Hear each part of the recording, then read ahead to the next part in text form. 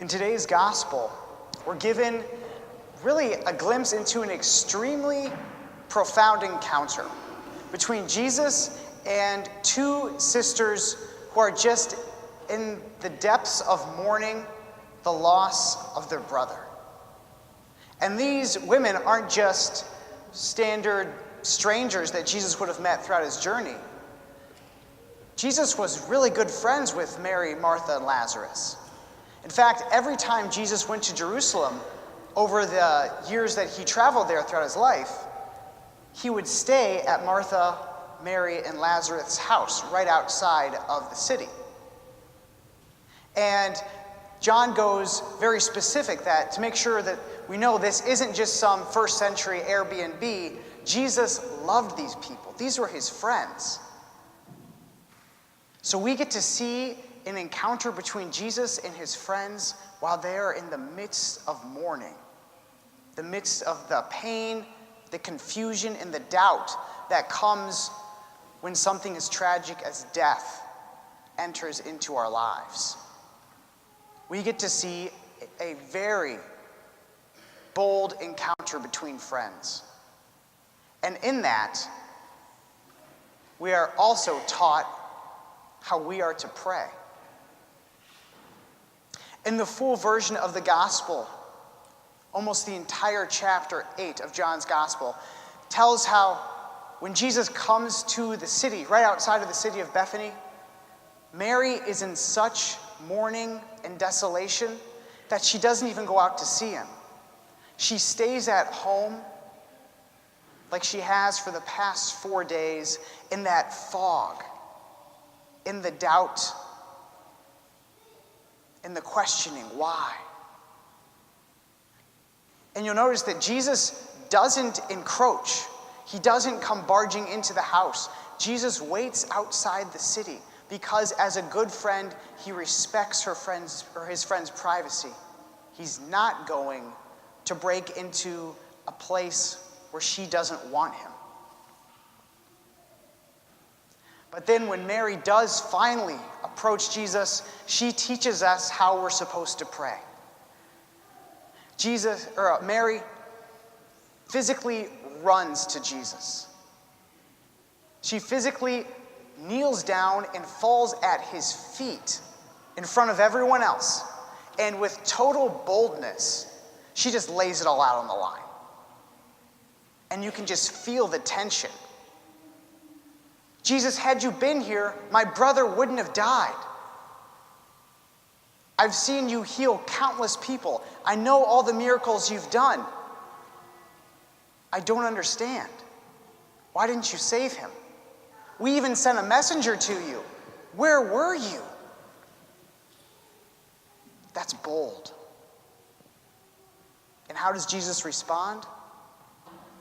He does not respond by correcting her. He does not seem at all negative towards her boldness. He doesn't start lecturing her or being a clinical counselor. Jesus simply looks at her with the open heart that only a friend can. And then one of the shortest verses in the entire gospel, but also one of the most important.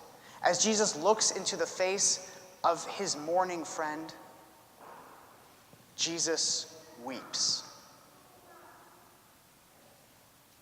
And in that, he shows us that we do not have some stoic God who just wants to solve problems or show off his power. We have a God who comes to us with an open heart and wants to receive and take on those moments of our lives, the suffering, the pain, and the confusion, and let it into his heart. He wants to mourn for us and with us. In fact, if you look at the Greek, the word that St. John uses to describe how Jesus feels, to translate that literally would be something like, he moaned and groaned from the depths of his spirit. There's no word for that in English.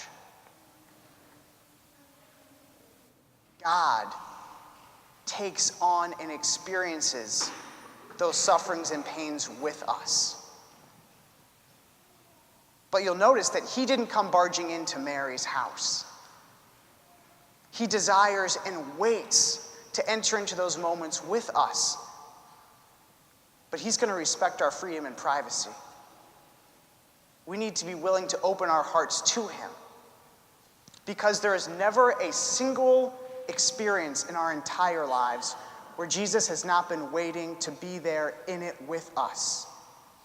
Not as someone who's going to give an answer, but someone who literally knows how it feels because he feels it with you. And he wants to bring healing, and he wants to bring life. Mary shows us that when we come to pray, we are to run to Jesus in absolute boldness with no formal greeting and just lay it all out on the line. And Jesus' response to that shows us that that's what God longs for, and that he is there in every single moment, if we will show it to him, if we're open to give it to him. There is no moment, good or bad, there's no sorrow or joy, there is nothing in our lives that cannot be related directly to Jesus, and he doesn't want to go through with us to bring his healing and peace. No despair of addiction, no guilt or shame of sin. The extraordinary and the everyday, he's there in it all. And he wants to be there in it all, if we open up our hearts to let him in and to show it to him. He's right outside waiting. Jesus weeps if we'll open the door. This upcoming week, in preparation for our 70th anniversary, St.Joseph Parish will be celebrating 70 hours of Eucharistic adoration. Every single day this week, Jesus will be waiting. Are we willing to be like Mary and run to him, to fall down and without any formality, just lay it all out on the line? The things that we really don't want to talk about, those places in our lives that we want to hide the most, are exactly what we should show him and give to him without worry, so that he can receive it and bring healing to it. And he doesn't just want to receive it, but the sacrament of reconciliation will be available every single day this week as well.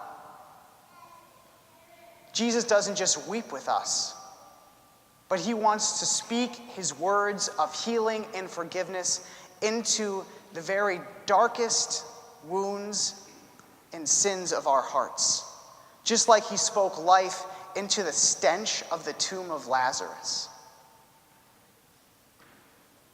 Jesus waits because we have a God who cries, a God who weeps with us and longs to be with us in every single moment.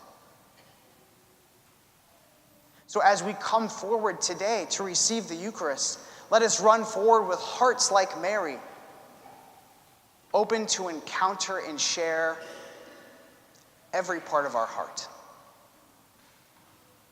And let us spend, even if it's 20 or 30 minutes, let us give time to him in prayer, not just this week, but every week, and allow him to enter into those parts of our lives so that he can bring healing.